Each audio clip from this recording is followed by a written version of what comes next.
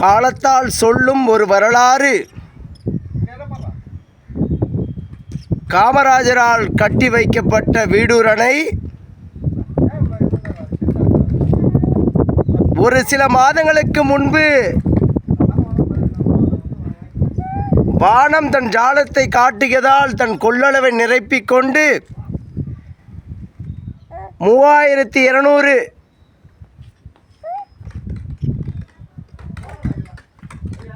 பரப்பளவிற்கு ஏக்கர்களுக்கு நீர்ப்பாசனம் வழிவகை செய்யும் காமராஜரால் கட்டி அமைக்கப்பட்ட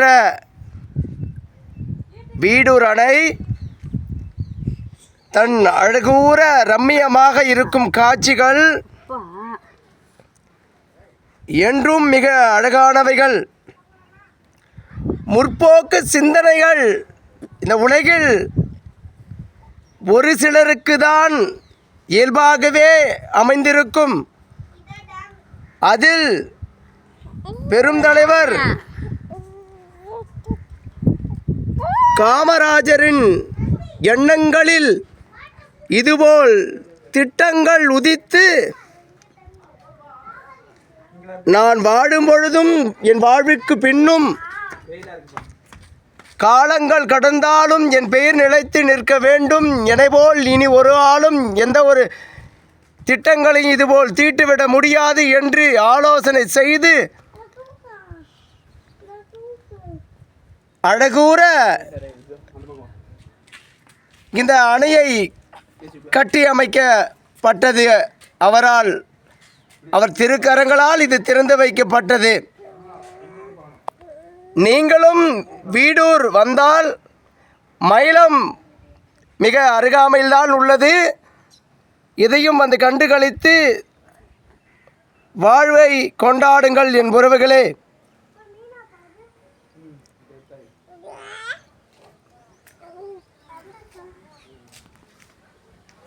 வாழ்க்கை என்றும் அழகுதான்.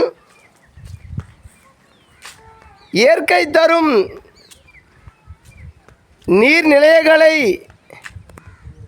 அதன் போக்கில் விட்டுவிடாமல் இதுபோல் அணைகளை கட்டி மண் நீர்வளம் காக்க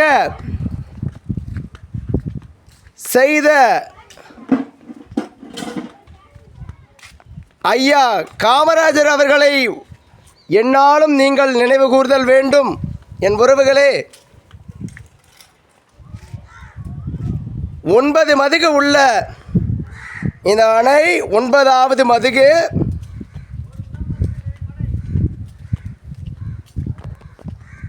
மதகு 8,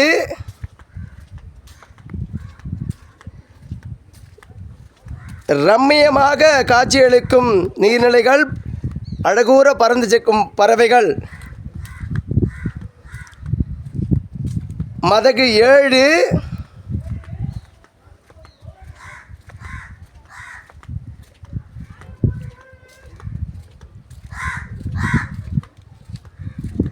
மதகு 6,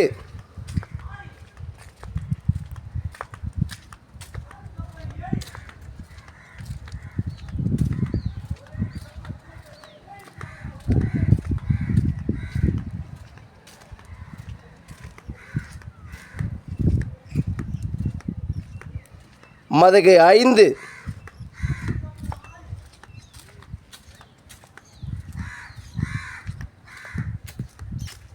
மிக மிக அழகான காட்சிகள்.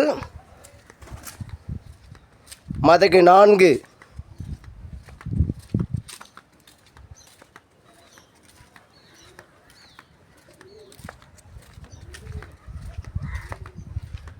மதகு 3,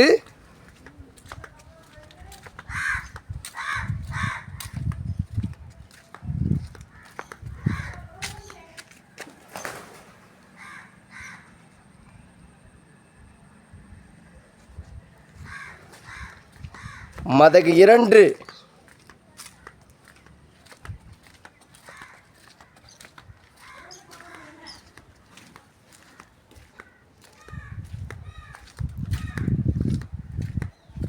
மதகு 1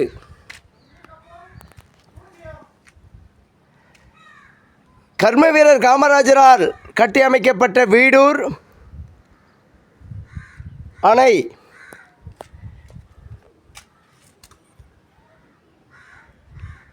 என் உறவுகளே, வரலாறுகள் பேசுமென்றால்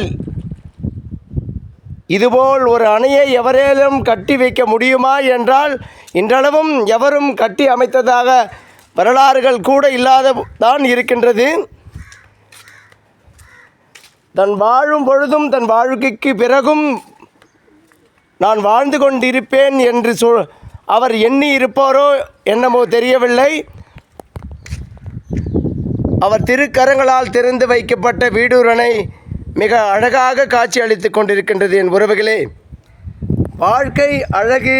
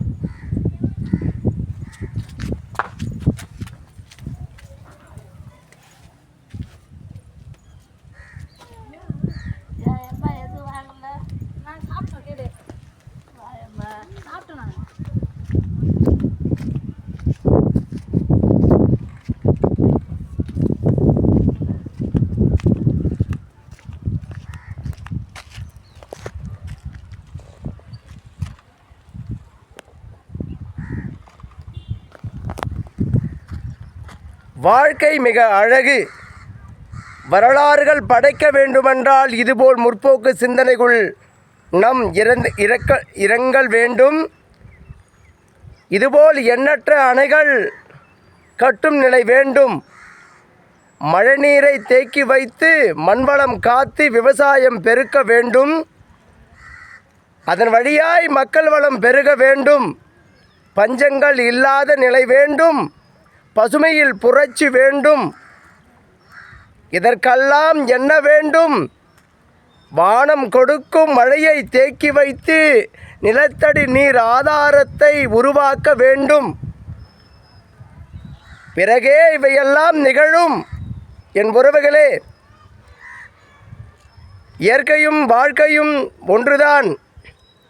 இயற்கை தரும் கொடைகளை நாம் அற்புதமாக பயன்படுத்தி நம் வாழ்நிலையை உயர்த்தி கொள்ள வேண்டும். நீரும் சோறும் இல்லாமல் போனால் இங்கு ஏது மானுடம் வாழ்வதற்கு வழித்தடம்? காப்போம் இயற்கையை, காப்போம் நிலத்தடி நீர் ஆதாரத்தை. நன்றி வணக்கம். இது அழகு தமிழ் கவிதை கழகம். நன்றி வணக்கம்.